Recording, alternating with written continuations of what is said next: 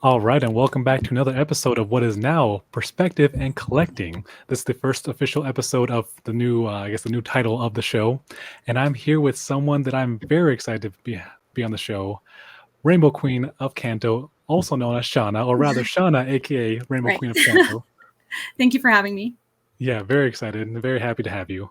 And for those of you who don't, or for those who don't know who you are, can you give a brief intro of who you are, what you do?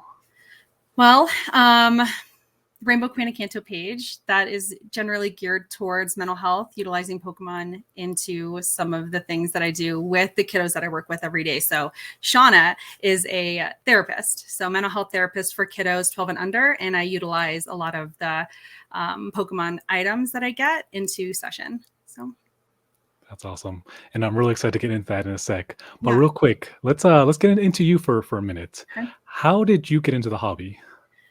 Oh my gosh. A long time ago, back in, I guess, when they started in the late 90s. I think I remember being in like sixth grade when I began watching the TV show. So that's when it was on the WB, and been a fan ever since. So then started collecting the cards, but very much played the game on Game Boy, N64, and then now the Switch. So it's been a Nice. journey. And did you stay like collecting and playing the whole time, or was there a period where you kind of stopped for like a lot of us and when we were teenagers? Yeah. So yeah, I did stop for a little bit. I focused on other things. And then it wasn't until, 2019 when I started getting back into collecting. And there was like a whole world of people that also did the same thing. So then I was into Instagram and got into all of that as well, and YouTube as well. So I was Awesome. busy. And just out of curiosity, was there like a specific set, something that just sparked that brought you back? Well, actually, a kiddo at my work, he was the Mm. one that brought in his little mini deck stacked full of cards in sleeves, like all of his prize cards he kept with him all the time. So we would spend time looking at them. And it wasn't until like at that point you could find stuff on the shelves, no problem. So we began opening stuff in session, and it started with this kid actually getting back into the hobby, seeing him, because I think I started when it was, or I stopped when Wizard of the Coast was still creating cards back then. So seeing how things were different now, I was exposed to EXs, GXs, full art cards, like all of these things didn't even know about until that day. So Uh-huh. I had That's to figure awesome. out what all this was. Yeah. Yeah, yeah. I was like, wait a minute. Things Yeah, have like, what is changed. all this? Like, these are so different than what we grew up with. Right. Right. So, I'm going to circle back to that, but I'm curious. So, what made you want to become a therapist in the first place? Right. It didn't start off, obviously, when I went to college. I wasn't sure what I wanted to do. And then I was actually going into more hotel restaurant management and kind of Mm, doing that whole scene. But I was still volunteering on the side, doing a lot of things like serving other people and that type of stuff. So it ended up my last semester of college switching majors and then taking on an extra semester, but then getting into grad school. Like I kind of ended up finding my path like the very last minute of uh, college. So wasn't that big of a jump with my credits. However, it ended up working out, and I was, going to grad school and then become a licensed therapist a couple years back too. So nice. yeah. And so now going back to I guess the kid showing you Pokemon cards. Right. And can you talk about, because this is one of the biggest things that really caught my eye when I started to see more of your content on Instagram. Right. So you're using now Pokemon and Pokemon cards and products to Right. help the kids that you work with. Right. Can you talk about that and how that idea came about, and I guess how that's going? Yeah, it's actually in full force right now, but it took a little bit of adjusting and figuring out how to best use the stuff that I was getting donated to me. Because at first, honestly, it was a lot of the stuff that I found, a lot of the product that I found to be able to give back to the kids. Because after a while, like the ETB stuff, the dice and the sleeves, and it just accumulates. So I was able, and even talking with kiddos, they do a lot of gaming. Like some of the kids that I work with do a lot of gaming. It's just like a sweet spot for the age group. And so being able to give back to them, not only in ways of incentivizing participation in session through some of these things like cards and packs and dice and stuff like that, whatever they are motivated to kind of engage with. Like I just use that to my advantage. So depending on what I had, and then again, it just evolved from there. So the more people that I got to donate to me, like tins and, like I said, dice, coins, all the extra stuff that you usually get a lot of, was given to me, and I was able to kind of give that back to the kiddos that I worked with. So like I said, either through, they can earn them through participation in my group and working on skills each week, or they can, kind of, I use them like for tins, we use them as regulation toolboxes. So we'll supply like a bunch of fidgets and other things for them to kind of keep together, or affirmation toolboxes, like stuff like that too, where they can keep affirmations. We did one where we used ETB boxes to put in energy cards where they signed regulation skills, like they put in different stuff. So all these different things that we can use with stuff that's given, it's just evolved. Like I said, over time, it started really small, and now it's like, oh, I've done this stuff with it. I can try these things with it. I can use the commons and uncommons to kind of build a deck with them. And then they've like played their decks, like so many different ways to use Pokemon. I get excited just even talking about it right now, because there's just so many things that you can use with it, especially with mental health and kids. Yeah, they seem to go crazy over that stuff. That's awesome. Yeah. So I'm curious, when did the idea first come to mind to start using that, like with your kids? Well, I'm just in general, me as a person, I'm very much thinking like, how can I apply the same information, the same foundation with other things? Because even in therapy itself, I'm doing that regardless if it's Pokemon. So had to get really creative throughout COVID, and like doing things remotely. So I had created a realm for kids in Minecraft and did like a group in that respect. So there's just other kind of ways that you can utilize like gaming and Pokemon, but this just kind of evolved because I also have an attachment to it from my childhood. So it was super cool, like meeting with that one kiddo and being like, oh my gosh, I have like base set stuff. And that kid got just as hyped seeing my old cards as I did seeing his like modern set.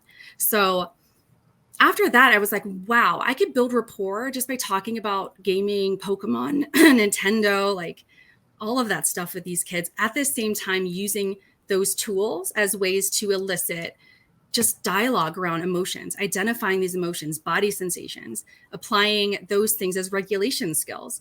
If they have cards they can look at before a dentist appointment or a flu shot just to keep themselves regulated, they can then communicate that to their parents, like, I'm feeling nervous and scared, instead of going straight into their stress response and hiding, avoiding, minimizing, becoming aggressive, yelling, screaming, kicking, running away from the shot, those types of things. So it's skill building, and Pokemon's definitely a good way that I've found to be able to deliver that information in a way that they can buy in and stay engaged and use that for, stuff when they're not with me, not practicing that stuff with me. They can use it outside a session as well.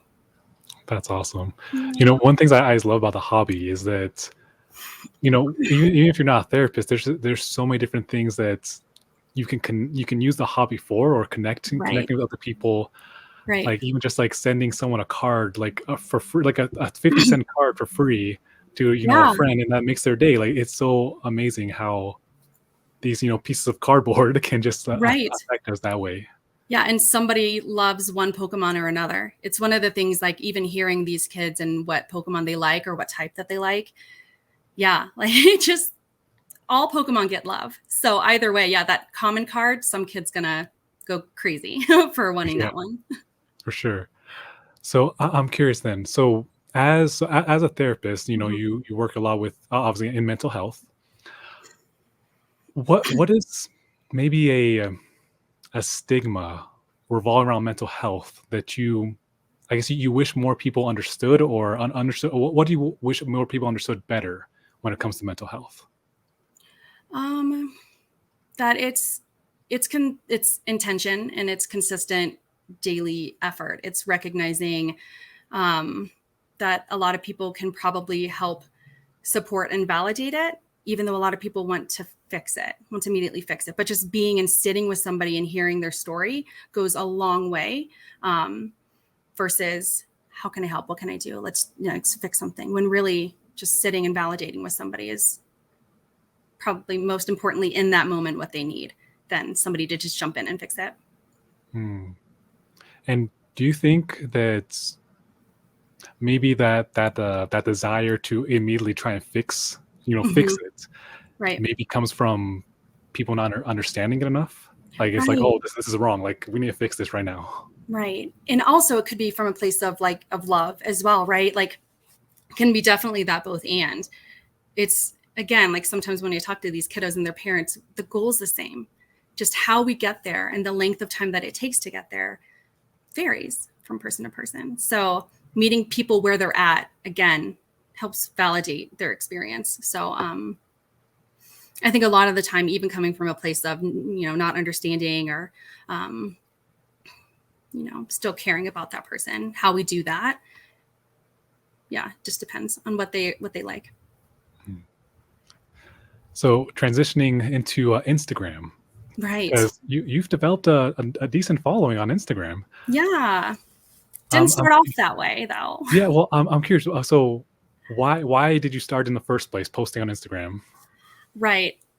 I first was on YouTube. So I actually have a smaller following on YouTube where I just was doing openings with, well, it was by myself for a bit. And then I incorporated my kids a little bit more. And then that again evolved in itself. But that kind of went alongside Instagram as well. So yeah, again, very much started not really knowing what the platform was, and then it evolved because I've been on that since 2019. So after over a couple years, it's just evolved into this with mental health, whereas before it was the Rainbow Queen of Kanto, and I did lives on Instagram and had pack openings on YouTube, and then I was posting 3 times a day for a really long time, doing a card of the day, and then just kind of more about like my products and like my collection and things like that. So I was really grinding that for a long time. And getting into the community, getting involved with like other people in the community was very helpful in just building up, your place in the community, and getting to know just other people as well really helped with networking and building the following as well. Yeah, that's awesome. Hmm. And you've been able to through Instagram, you've been able to get more or some donations, correct? For Yeah. your, I guess what you're doing with the kids that you help. Yes. Um, Again, this started in 2019. So through COVID, I was accumulating a lot more than I was able to push out. So being back into the office has been very helpful, and having group once a week with being able to disperse this stuff. Because even through COVID, I was trying to hand deliver a lot of these incentives that, like, if we Mm. would open packs like face to face like this, then I would make sure that they would get those cards. And so I would like either mail it or hand deliver it. But a lot of the kiddos are in my community. So it's super simple for me to just drive, like a little bit over there to go give it to them. But yeah, it's a lot of people in the community have definitely helped out. I've been trying to at least keep them updated with tags every week so that they can see like how I use the stuff. Obviously, like I can't, give out names or faces of the kiddos and things like that because of HIPAA, but being able to still let them know the stuff that they give me, I'm still utilizing in a way that's therapeutic and stuff that's given back to the kids. Yeah, and that's awesome. Like, honestly, this whole, I think it's so just amazing to me that you can. There's that intersect between something that you love, like your hobby, and your actual career, and Right. it's also something that's helping kids as they're understanding their own mental health and emotions and everything. It's just I just like love just the fact of like everything what you're doing. Yeah. Oh, appreciate it. It's good to hear. And I know we have limited time, so we are going to Right. wrap up with some rapid fire questions, and I'll let you Okay. go. Okay. Perfect. I appreciate it. Hey, what is your favorite Pokemon? Happiny. Happiny. Happini. Favorite Sorry. Happini. Happiny. Okay. Favorite food? Chicken and rice. Chicken and rice. That's what we had last night. Yeah. I love chicken and rice. It's good food. Yes. Arroz con pollo. Do you prefer winter or summertime? Winter. Winter. Hmm. Okay, we're about to be in winter. Yes. I love it. Would you prefer seeing a play or going to watch a movie? Ooh. Seeing a play. Oh. And do you have a favorite play? Um, well, I like a lot of them. I do like a lot of them, but the ones that I've seen recently was Beauty and the Beast. And even talking with my daughter, we're planning a trip to New York this year. So going to Broadway and seeing kind of plays there as well. So not quite sure, but lots. Lion King, Hamilton, so many to see. Yeah. What's a collection goal you're currently working on? Ooh, so the ones that I'm working on currently are my legend cards from Heart Gold and Soul Silver and that kind of era where it's like the double cards. I still need maybe a couple more, but super close. It's taken me a while to complete that. And my Team Rocket set. Oh, So nice. I have base set, jungle, fossil completed, and now moving on to rocket. So Very nice. yeah. And so last question. Mhm. When all is said and done, how do you hope to be remembered?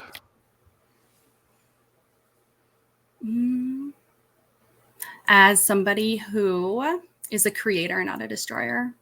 That's probably the best. Love that. Well, Shawna, thank you so much for being on the show. Thank you for having Again, me. everyone, real quick. So, where can people find you on the socials, on the internet? Right. So they can find me on Instagram at Rainbow Queen of Kanto and as well as on YouTube, Rainbow Queen of Kanto. Awesome. And go follow her. Honestly, you are not going to be disappointed with the content that she puts out on Instagram. It's very, very heartwarming. Plus, it's lots of cool cards. So Yeah. go follow her. And again, thank you so much for being on. Thank you. I appreciate it.